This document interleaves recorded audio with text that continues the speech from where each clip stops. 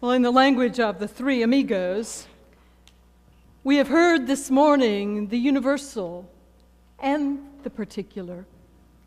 We've heard about those who are other in the way that they worship, and we've had our hearts resonate with the words, "Give me Jesus." Let's see if we can sort this all out.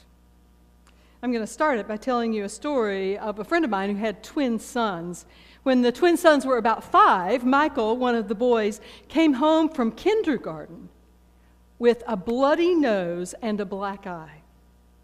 His mother, of course, was horrified and said, "Michael, what happened?" And he said, "Well, Derek said he didn't love Jesus. And I told him if he didn't say he did, I would hit him. I hit him, and he hit me back." Great story, huh? Christianity, and Christianity is not alone, but Christianity is what we concern ourselves with. Christianity has something of a sordid past in regard to those who don't agree with us. And frankly, we don't even have such a great rap now about that. We speak and act on behalf of a God that we don't always faithfully represent.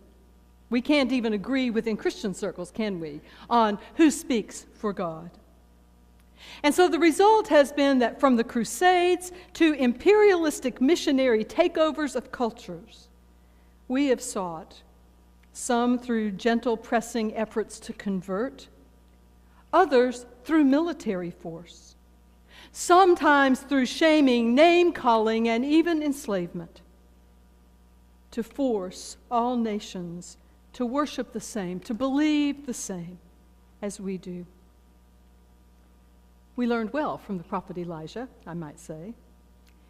Elijah was a prophet that was active in the nation of Israel during the 9th century BCE.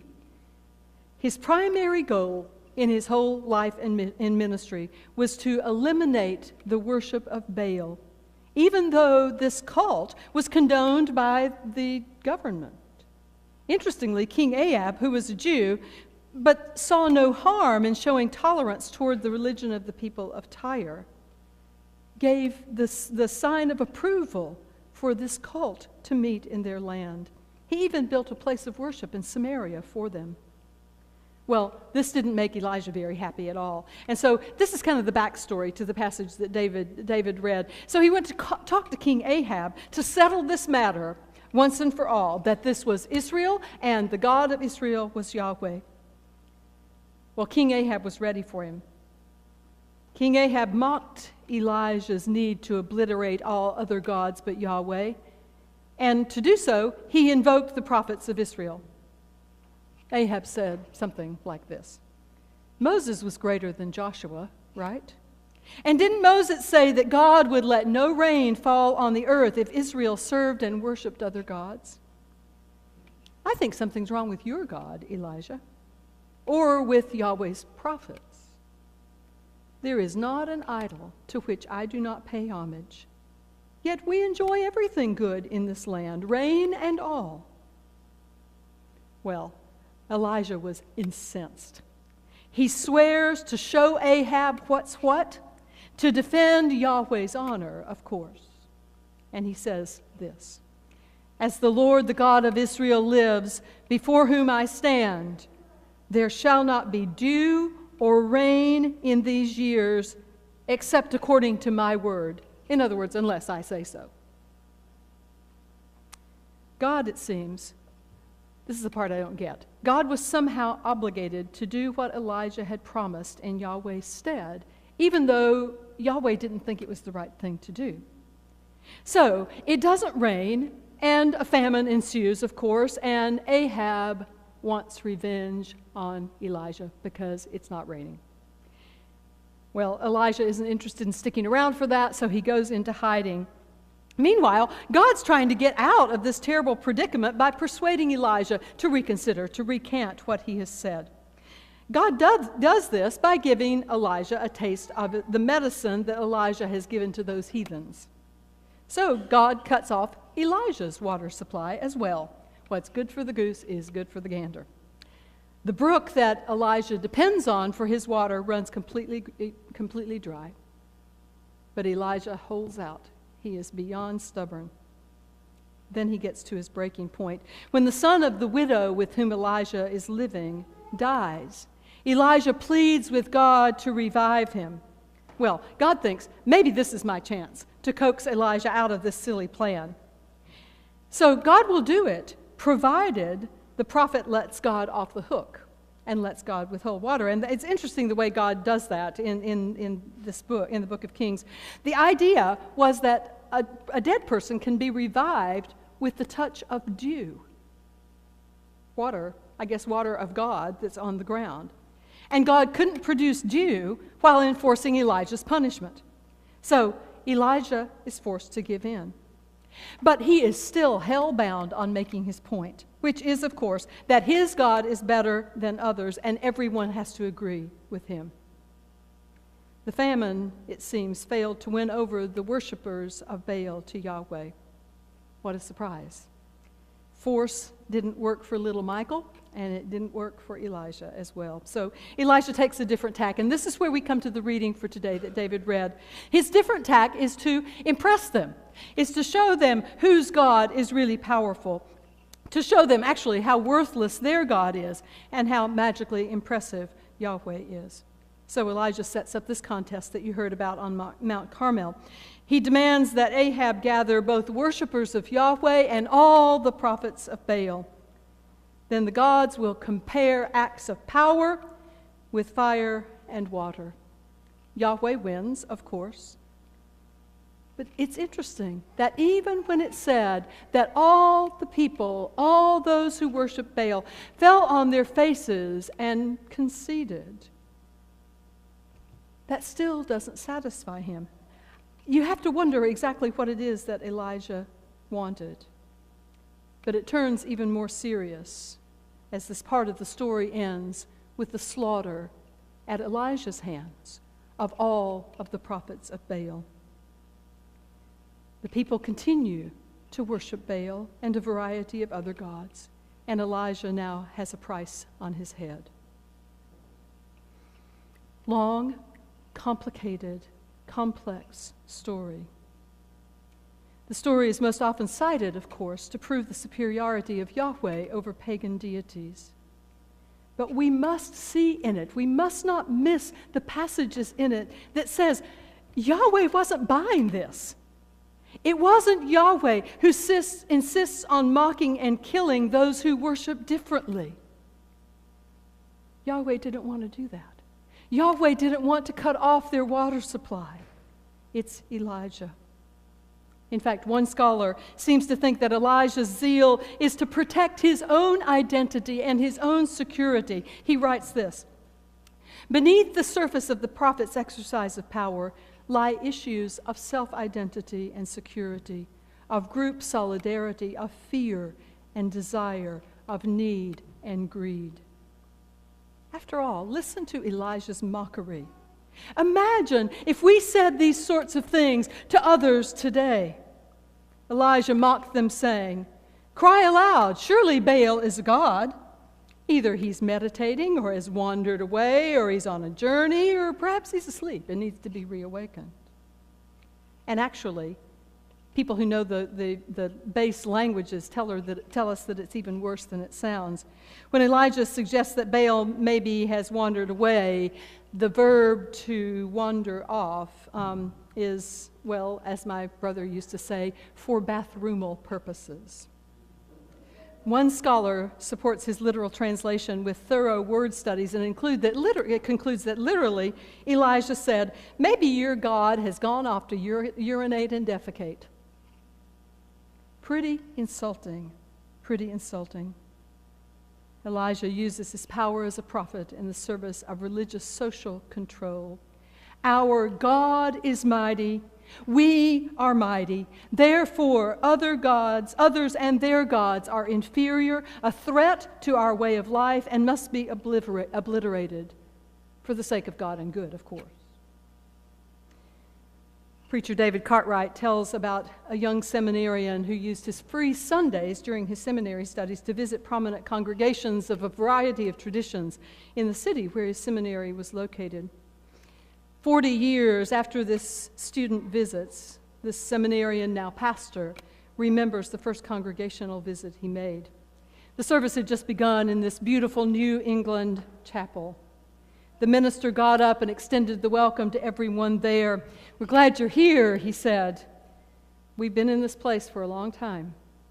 And if you are of like mind and of like temperament, you may find yourself welcome." Needless to say, the seminarian never returned. What do we say about God when we are only open to those of like mind and temperament? What prejudice do Christians now offer in God's name and without God's permission when we block those who see differently than we do, especially in regard to religious belief? We all know that we live in an age of unprecedented religious pluralism. We've talked about that in this congregation a lot. Sometimes we're unsure of how we're to respond as Christian people, as those who worship God and follow Jesus. Does that mean we support everything and everyone? Do we talk about different gods? Do we secretly feel like we've got it right and others don't? So what is the godly, the Christian approach to those who worship and or believe differently? Is it a contest of wits or power, as Elijah based his faith on? Is it a matter of culture? This is a Christian nation, isn't it? How do we regard those outside the faith? With suspicion? With respect? With inclusion? With fear? Earlier in the same book of 1 Kings, where the Elijah story is found, we find the story of the dedication of King Solomon's temple, Jewish temple. Communities gather, the Ark of the Covenant is taken into the sanctuary. God is present. You can see God in a cloud in the Holy of Holies. And so Solomon comes to pray the prayer of dedication.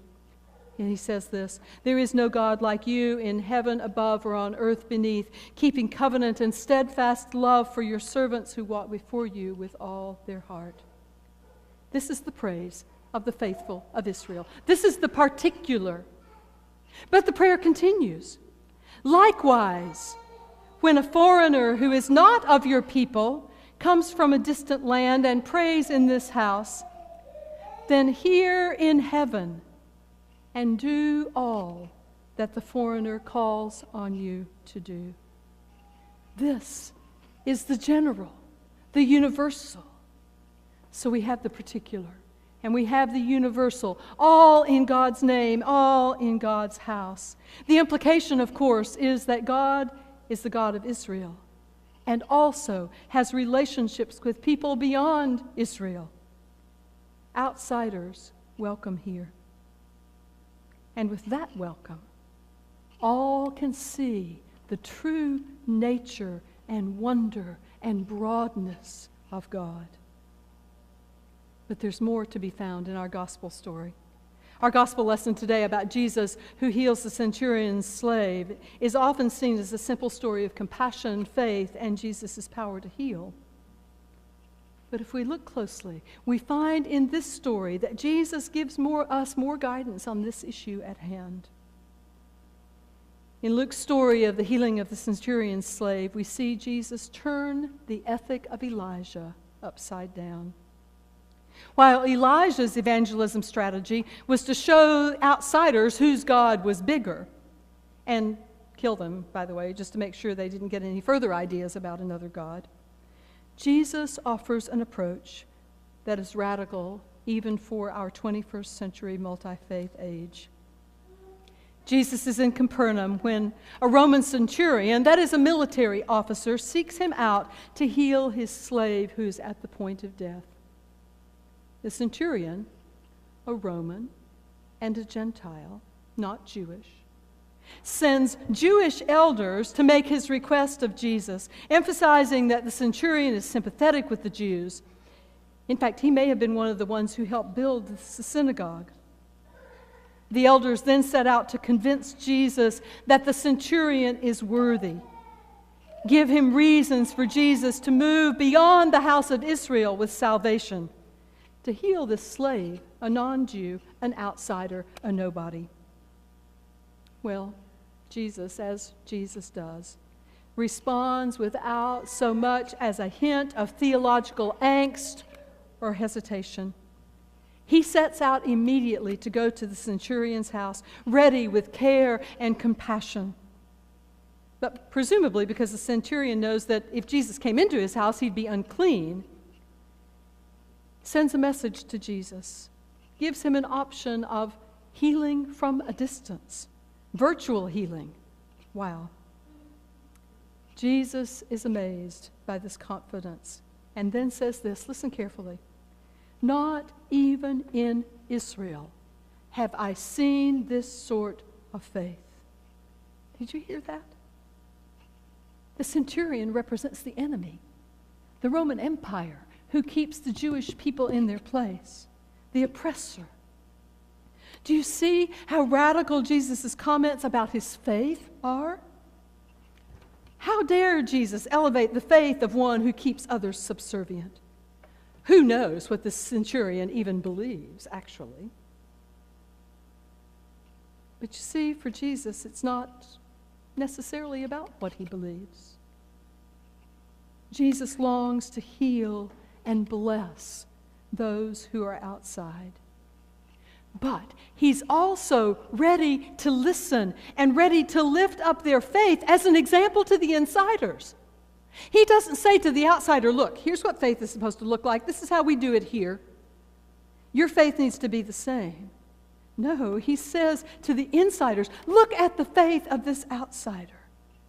Let that be an example to us. I once heard a story about a Baptist woman, an older woman, it's said, although I'm not sure quite what that means anymore. An older woman who was really concerned about her neighbor's spiritual well-being, her Jewish neighbor. So she mustered her evangelical courage and all the right scripture passages, probably had the 4 spiritual laws in her pocketbook, and called up her neighbor and asked if she could come over and tell her about Jesus. Impressively, her neighbor accepted, with a condition. You can tell me about your Jesus if I can tell you about my God. They met up later that afternoon. The faithful Baptist witnessed to her faith with King James by her side. Then it was the neighbor's turn. Well, it was shocking. It was shocking to both of them. The more she talked about her God, the Baptist woman reported, I could have sworn she was talking about Jesus. After that day, the two became close and enduring friends. The woman didn't become Jewish, and her friend didn't convert to Christianity. But each of them had a deeper, more joyful faith that they celebrated together. No longer fearful of or even for the other. No longer threatened by difference, they were free to speak of God and Jesus and the faiths that they shared. Speaking and listening, hearing the witness of the other. This is how Jesus responded to the centurion. Would you look at that faith? Rather than, now who is it you worship? We see the way of Jesus.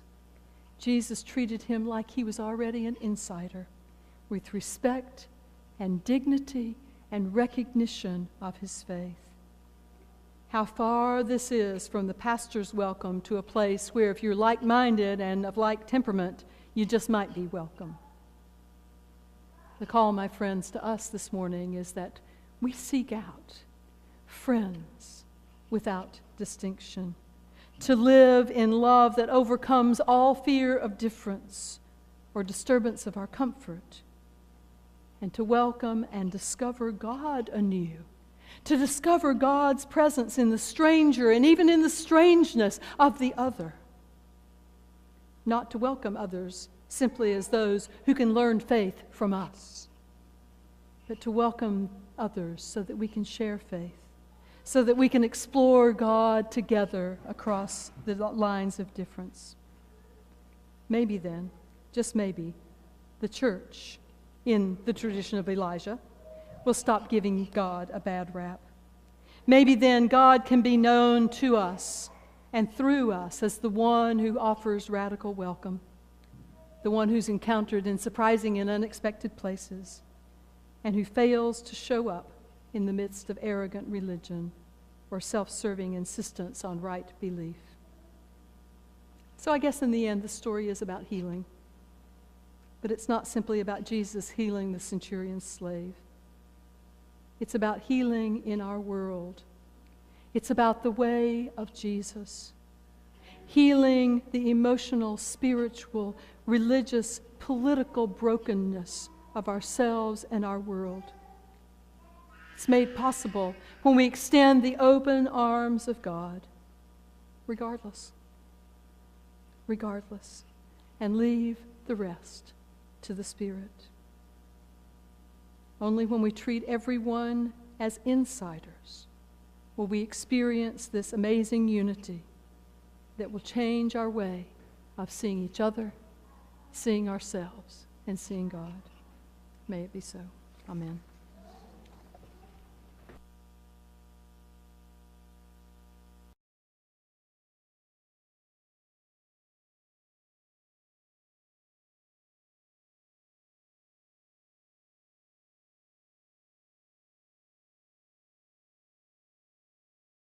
And so this is kind of the backstory to the passage that David read. So he went to talk to King Ahab to settle this matter once and for all, that this was Israel and the God of Israel was Yahweh.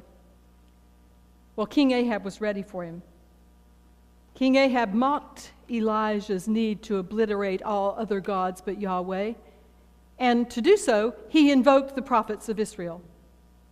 Ahab said something like this: Moses was greater than Joshua, right? And didn't Moses say that God would let no rain fall on the earth if Israel served and worshiped other gods? I think something's wrong with your God, Elijah. Or we do. We learned well from the prophet Elijah, I might say. Elijah was a prophet that was active in the nation of Israel during the 9th century BCE. His primary goal in his whole life and in ministry was to eliminate the worship of Baal, even though this cult was condoned by the government. Interestingly, King Ahab, who was a Jew, but saw no harm in showing tolerance toward the religion of the people of Tyre, gave the sign of approval for this cult to meet in their land. He even built a place of worship in Samaria for them. Well, this didn't make Elijah very happy at all. He had twin sons. When the twin sons were about 5, Michael, one of the boys, came home from kindergarten with a bloody nose and a black eye.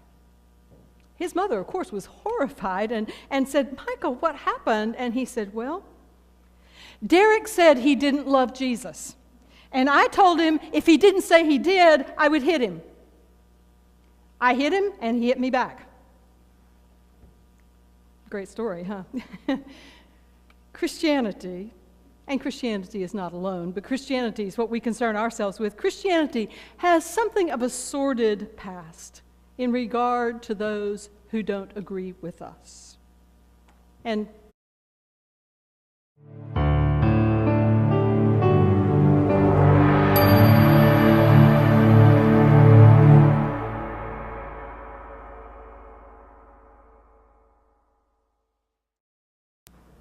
well, in the language of the three amigos, we have heard this morning the universal and the particular. We've heard about those who are other in the way that they worship, and we've had our hearts resonate with the words, "Give me Jesus." Let's see if we can sort this all out. I'm going to start it by telling you a story of a friend of mine. Frankly, we don't even have such a great rap now about that. We speak and act on behalf of a God that we don't always faithfully represent. We can't even agree within Christian circles, can we, on who speaks for God. And so the result has been that from the Crusades to imperialistic missionary takeovers of cultures, we have sought, some through gentle pressing efforts to convert, others through military force, sometimes through shaming, name-calling, and even enslavement, to force all nations to worship the same, to believe the same.